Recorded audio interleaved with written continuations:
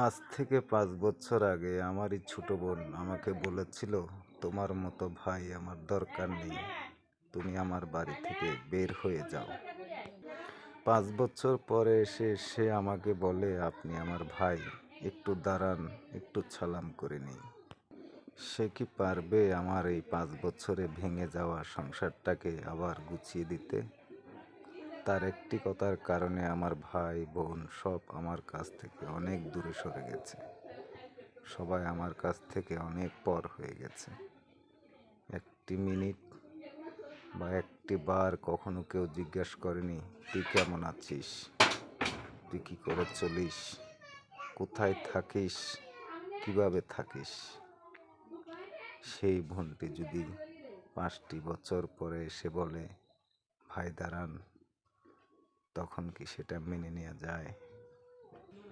কি অপরাধ ছিল আমার, যে অপরাধের কারণে আমাকে সবাই এভাবে পর করে দিল?